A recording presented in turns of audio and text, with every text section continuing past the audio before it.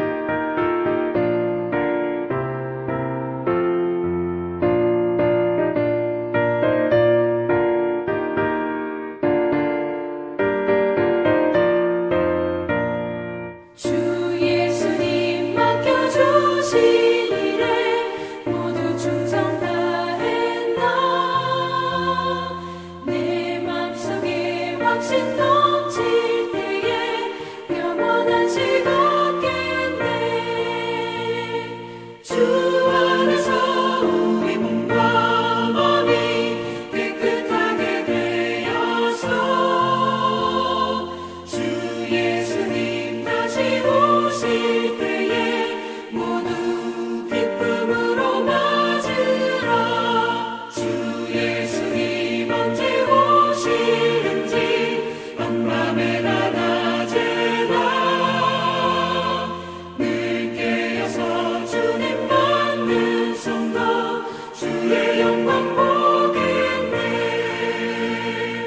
주 안에서 우리 몸과 마음이 깨끗하게 되어서 주 예수님 다시 오실 때에 모두 기쁨으로 맞으라.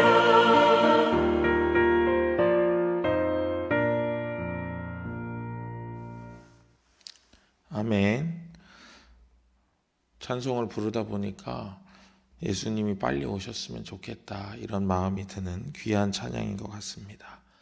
우리 이어서 성경 말씀 같이 읽겠습니다. 오늘 말씀은 잠언 22장 1절부터 16절입니다. 제가 읽겠습니다. 많은 재물보다 명예를 택할 것이요 은이나 금보다 은총을 더욱 택할 것이니라. 가난한 자와 부한 자가 함께 살거니와 그 모두를 지으신 이는 여호와시니라. 슬기로운 자는 재앙을 보면 숨어 피하여도 어리석은 자는 나가다가 해를 받느니라. 겸손과 여호와를 경외함의 보상은 재물과 영광과 생명이니라. 배역한 자의 길에는 가시와 올무가 있거니와 영혼을 지키는 자는 이를 멀리하느니라. 마땅히 행할 길을 아이에게 가르치라. 그리하면 늙어도 그것을 떠나지 아니하리라. 부자는 가난한 자를 주관하고 빚진 자는 채주의 종이 되느니라. 악을 뿌리는 자는 재앙을 거두리니 그 분노의 기세가 쇠하리라. 선한 눈을 가진 자는 복을 받으리니 이는 양식을 가난한 자에게 줌이니라. 거만한 자를 쫓아내면 다툼이 쉬고 싸움과 수욕이 그치느니라. 마음의 정결을 사모하는 자의 입술에는 덕이 있으므로 임금이 그의 친구가 되느니라. 여호와의 눈은 지식 있는 사람을 지키시나 사악한 사람의 말은 패하게 하시느니라. 게으른 자는 말하기를 사자가 밖에 있은즉 내가 나가면 거리에서 찢기겠다 하느니라. 음녀의 입은 깊은 함정이라. 여호와의 노를 당한 자는 거기 빠지리라. 아이의 마음에는 미련한 것이 얽혔으나 징계하는 채찍이 이를 멀리 쫓아내느니라. 이익을 얻으려고 가난한 자를 학대하는 자와 부자에게 주는 자는 가난하여질 뿐이니라. 아멘. 오늘 본문 말씀은 우리 자녀 교육에서 중요한 방향성을 알려주고 있는 구절로 볼 수가 있겠습니다. 먼저 우리 6절 말씀을 읽어보면요, 우리가 오늘 주제를 한번 가늠해 볼 수 있을 것 같습니다. 6절입니다. 마땅히 행할 길을 아이에게 가르치라. 그리하면 늙어도 그것을 떠나지 아니하리라. 아멘. 인생은 선택의 연속입니다. 그래서 인생 가운데에서 무엇을 선택하느냐, 그리고 어떤 길을 가느냐가 굉장히 중요한 결정과 중요한 요건이 됩니다. 그 선택에 따라서 인생이 바뀔 수 있기 때문이죠. 물론 만남도 있습니다. 중요한 만남이 또 새로운 선택을 가능하게 하고 그 선택으로 그가 변하게 되는 것이죠. 여러분, 우리가 잘 아는 헬렌 켈러를 보아도 알 수 있습니다. 그가 완전히 빛도 없고 어둠과 침묵 속에서 사는 인생이었는데 설리반이라고 하는 선생님을 만나서 그가 어둡고 침묵 가운데 그냥 자기 비하적인 삶을 살기보다는 진취적이고 발전적인 삶으로 나아갈 수 있는 새로운 선택을 맞이하게 되는 것을 우리가 기억을 하고 있습니다. 오늘 잠언은 그러한 선택을 어떤 방향에서 하는 것이 좋은가, 우리에게 너무나도 당연하고 너무나도 평범하지만 그것을 우리에게 잘 알려주고 있습니다. 우리 1절 말씀을 먼저 한번 읽어보겠습니다. 1절입니다. 많은 재물보다 명예를 택할 것이요 은이나 금보다 은총을 더욱 택할 것이니라. 아멘. 여러분, 만약에 재물과 명예가 있다면 아이에게 재물보다는 명예를 택하도록 가르쳐 주어야 한다. 그렇게 방향성을 제시하고 있습니다. 재물은 있다가도 없는 것, 없다가도 있는 것, 그리고 재물에 목숨을 거는 것이 얼마나 헛된 것인지를 오늘 말씀이 보여줍니다. 또한 다음에 이어서 나오는 구절에서는 은이나 금보다 은총을 더욱 택할 것이다, 이렇게 이야기합니다. 재물이 계속적으로 비교 대상으로 나옵니다. 여러분, 우리가 어떤 사람이 예배를 나오지 않았어요. 그런데 그분이 예배를 나오지 않은 것에 대해서 우리가 궁금하여서 묻습니다. 혹시 어디가 아프셨나요? 어디 다녀오셨나요? 물어요. 근데 생계 때문에 그렇습니다 하면은 또 우리가 할 말이 없습니다. 그런 것처럼 어떤 재물에 얽혀 있는 일에 대해서는 우리가 딱히 이렇게 반론을 제기하지 않습니다. 왜 그러냐 하면은 그것이 굉장히 살아가는 데 있어서 중요한 요소로 우리 가운데 부각이 되어 있기 때문입니다. 그러나 자녀들을 가르치는 데 있어서 돈을 많이 벌어서 윤택한 삶을 살아라라고 가르치는 것보다는 은총을 구하며 살아라라고 가르치는 것이 더 맞는 길이다라고 성경이 이야기하고 있습니다. 왜 그런가? 2절에 왜 그렇게 가르쳐야 하는가? 2절에 나옵니다. 가난한 자와 부한 자가 함께 살거니와 그 모두를 지으신 이는 여호와시니라. 아멘. 우리가 간과하지 말아야 될 너무나도 기본적이고 너무나도 평범한 진리를 잠언이 이야기합니다. 가난한 자도 부한 자도 다 여호와께 속했기 때문이다 라고 말하고 있습니다. 그러면 성경이 지금 가난한 것을 추구하고 부한 것을 터부시하느냐? 결코 그렇지 않습니다. 우리 4절 말씀 보면은 겸손과 여호와를 경외함의 보상은 재물과 영광과 생명이니라, 이렇게 이야기합니다. 하나님께서 재물을 주신다는 거예요. 겸손하고 하나님을 경외하는 사람이 되었을 때 하나님이 재물을 허락하신다, 이렇게 말하고 있습니다. 결코 가난함을 추구하라고 성경이 이야기하는 것이 아니라 돈과 여호와가 저울질당하는 상황이 있다면 돈을 택하지 말고 여호와를 택하라, 이렇게 가르치고 있다는 것을 우리는 알 수 있습니다. 왜 그러냐? 돈을 사랑함은 일만하게 뿌리라고 한 것처럼 돈을 사랑하여서 돈을 지향함으로 인생이 방향성을 갖게 될 때에 굉장히 어려운 인생이 되고 소모적인 인생이 될 수밖에 없다는 것을 성경은 이야기하고 있는 것입니다. 그래서 우리 3절 말씀 보시면 슬기로운 자는 재앙을 보면 숨어 피하여도 어리석은 자는 나가다가 해를 받느니라, 이렇게 이야기해요. 재물을 선택하는 것보다 은총을 선택하는 것이 좋다, 그렇게 이야기한 맥락에서 보면은 또 그 가난한 자와 부한 자는 다 하나님께 속하였다 하는 그 맥락에서 보면은 돈을 사랑하는 것이 결국 패망의 길이 되는데 슬기로운 자는 그 길로 나아가지 않는다는 거예요. 그것을 미리 알고 그 길을 피하여 나아간다. 그러나 어리석은 자는 그것을 알면서도 그 길로 나아가서 결국에는 그 일을 당하고 만다. 성경은 그렇게 이야기하고 있습니다. 겸손과 여호와를 경외함으로 재물과 영광의 복을 누리는 그런 인생이 되도록 우리 자녀들을 가르쳐야 하겠습니다.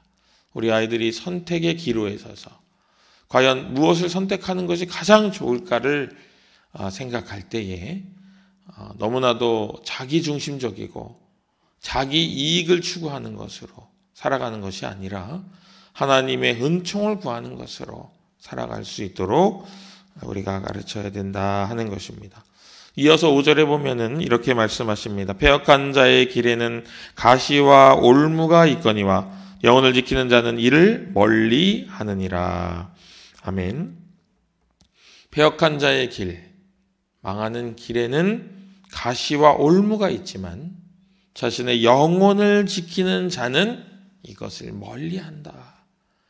여호와께 은총을 구하는 자, 자신의 영혼을 지켜내는 자, 자신의 영혼을 다른 것과 바꾸지 않는 사람은 지혜로운 사람이고 또 그 패역한 길에서 멀리 떠나는 그런 사람이다 하는 것입니다. 이렇게 선택의 기로에서 어떤 것을 선택해야 될지 알려주면서 다시 한번 6절을 읽어보면 마땅히 행할 길을 아이에게 가르치라. 그리하면 늙어도 그것을 떠나지 아니하리라. 아멘. 부모가 자녀와 언제까지나 함께할 수 없습니다. 점점 나이가 들수록 불안한 마음이 있습니다. 내 자녀가 우리 인생 가운데에서 이 험난한 세상 가운데에서 잘 살아갈 수 있을까? 아이가 장성하여 좋은 모습을 보여도 그것을 딱 믿기는 부모의 염려가 그렇게 쉽게 그쳐지지 않는 것 같습니다. 그런데 오늘 성경은 마땅히 그가 가야 할 길을 가르쳤을 때 그 자녀가 늙어서도 그것을 떠나지 아니한다 이렇게 말씀하시므로 우리 부모가 말씀을 가르쳐주고 또한 선택에서 어떤 선택이 옳은 것인지를 정확히 가르쳐 줬을 때 우리 부모가 보증할 수 없는, 부모가 보호할 수 없는, 부모가 함께 해줄 수 없는 시간까지 말씀이 그의 영혼과 하나님께서 그의 삶을 책임져 주시는 것을 우리에게 알려주십니다. 얼마나 놀라운 말씀인지 우리가 또 한번 놀라지 않을 수 없습니다. 또한 마지막에 15절에 가서 보시면은 아이의 마음에는 미련한 것이 얽혔으나 징계하는 채찍이 이를 멀리 쫓아내리라. 아멘. 아이를 처음 가르칠 때에, 선택에 대해서 가르칠 때에 아이가 미련한 것이 있어서 그것을 제대로 받아들이지 않을 수도 있습니다. 그러나 그것에 대해서 물론 부드럽고 따뜻한 마음으로 아이를 대해야 하겠습니다마는 그럼에도 불구하고 아이가 잘 알아듣지 못하고 또 그것을 알면서도 행하지 못할 때에는 적절한 징계가 필요한 것을 오늘 말씀이 우리에게 이야기합니다. 징계가 그 아이가 미련한 것으로부터 이탈하게 도와준다는 거예요. 물론 징계를 받았을 때 처음에는 왜 이렇게 혼나야 되는지, 그것이 무엇을 의미하는지 깨닫지 못할 수도 있습니다. 단지 엄마 아빠가 무서워서 그렇게 이야기하시는 것이 힘들어서 그 길을 떠날 수도 있지만 결국에는 그렇게 미련함에서부터 벗어나서 생활을 하다 보면 우리가 흔히 이야기하는 대로 철이 드는 시간이 와서 결국에는 그것을 깨닫게 되고 그것을 붙잡게 되는 그런 시간이 분명히 올 것이기 때문에 징계도 머무르면 안 된다고 이야기하는 것입니다. 징계 없는 자녀 교육이 얼마나 자녀를 어렵게 만드는지 우리는 여러 가지 사례를 통해 알 수 있습니다. 대제사장 엘리의 자녀들만 보아도 우리는 쉽게 알 수 있습니다. 두 아들이 홈니와 비느하스가 징계를 받지 않는 그런 교육으로 자라다 보니까 성전을 어지럽히는 죄악을 범하고도 그것을 알지 못했습니다. 그래서 결국 그 잘못 때문에 엘리가 목이 부러져 죽는 안타까운 사건을 당하게 됩니다. 우리 부모가 얼마나 주님 앞에 자녀를 잘 양육해야 하는지 너무나도 무섭게 보여주는 예가 아닐 수 없습니다. 엘리가 대제사장이었고 하나님의 뜻을 잘 아는 사람이었음에도 불구하고 자녀를 온당히 가르치지 못함으로 하나님의 진노를 샀다는 것을 우리는 꼭 기억해야 합니다. 우리 자녀는 하나님이 우리에게 맡기신 기업, 그 기업을 잘 경영해야만 하나님께 칭찬을 받을 수 있습니다. 그 자녀를 땅에 묻어두고 그 자녀를 수건에 쌓아두는 잘못된 모습이 우리에게 있어서는 안 될 것입니다. 자녀를 더욱 건강하고 자녀가 옳은 선택을 하도록 가르치고 또한 때로는 필요에 따라서 징계를 하기도 하지만 또한 다시 사랑으로 보듬어 줌으로 그의 자녀에게 상처가 되지 않도록 잘 자녀를 향해서 가르치고 사랑을 전해주고 사랑을 부어주는 그런 부모가 되어야 될 줄로 믿습니다. 오늘 잠언 22장 1절부터 전반부 16절까지는 자녀의 양육에 대해서 우리에게 일정의 가르침을 보여주고 있습니다. 오늘 말씀을 읽으며 우리 자신을 돌아봅니다. 저도 말씀을 준비하면서 제 자신을 한번 돌아보았습니다. 고쳐야 할 것이 여러 가지 생각이 났습니다. 자녀에게 보이지 않아도 될 모습을 보이기도 하고, 또 자녀에게 이렇게 하라고 말하면서 저는 하지 못하는 그런 어떻게 보면 불합리한 그런 모습들도 제 안에 있는 것을 발견합니다. 오늘 말씀은 우리의 영혼을 비춰주는 거울과 같아서 우리의 얼굴에, 우리의 몸에 무엇이 묻었는지 알게 하고 그것을 제하여 버릴 수 있는 기회를 허락하십니다. 우리가 말씀 앞에 겸허히 무릎 꿇고 나아감으로 오늘 하루 우리가 자녀 교육에 대해서 다시 한번 생각하고 성경의 가르침에 대해서 우리가 전적으로 반응하여 더욱 아름답게 자녀를 양육하고 하나님 주신 귀한 기업을 아름답게 세우는 우리 모두가 되어야 되겠습니다. 오늘 하루가 그런 귀한 하루 되시기를 주님의 이름으로 축복합니다. 더불어 우리 부모들에게 내려주시는 귀한 깨달음과 가르침을 감사함으로 받으시고 또 그것으로 인하여 우리의 삶이 부모의 삶부터 풍족하게 만드시려는 하나님의 놀라우신 계획에 동참하시는 귀하고 복된 우리 예담의 모든 교우들 되시기를 다시 한번 주님의 이름으로 축복합니다. 기도하겠습니다. 은혜로우신 하나님 아버지, 저희들 너무나도 연약하고 부족하여서 때때로 하나님의 가르침대로 하나님의 말씀대로 자녀를 양육하지 못할 때가 있었음을 고백합니다. 하나님, 그러나 포기하지 않고 더욱더 내밀한 열정으로 나아가게 하시고 또한 오늘 말씀의 거울 앞에 나 자신을 세우는 조금은 불편하고 조금은 힘든 순간이지만 이 순간을 통하여 자녀 양육에 더욱 정도를 걸어갈 수 있는 우리 모든 예담에 속한 부모들 될 수 있도록 인도하여 주옵소서. 더욱 아름다움을 추구하게 하시고 더욱 좋은 선택을 하기에 조금도 주저함 없는 귀한 삶이 될 수 있도록 인도하시고 하나님께서 우리 자녀들에게 은혜를 주실 때 우리 부모를 통하여 부모의 풍성함을 통하여 자녀에게 흘려보내신다는 사실을 기억하고 더욱 풍성한 성령의 충만함을 누리는 우리 모두가 될 수 있도록 주께서 인도하여 주옵소서. 오늘 하루를 주님께 의탁드립니다. 주여 우리를 지키시고 보호하시며 지혜가 넘치도록 인도하여 주옵소서. 모든 것 더하시며 함께 하시는 예수 그리스도 이름으로 간절히 기도합니다. 아멘. 하늘에 계신 우리 아버지여, 이름이 거룩히 여김을 받으시오며 나라에 임하옵시며 뜻이 하늘에서 이룬 것 같이 땅에서도 이루어지이다. 오늘날 우리에게 일용할 양식을 주옵시고 우리가 우리에게 죄 지은 자를 사하여 준 것 같이 우리 죄를 사하여 주옵시고 우리를 시험에 들게 하지 마옵시고 다만 악에서 구하옵소서. 대개 나라와 권세와 영광이 아버지께 영원히 있사옵나이다. 아멘.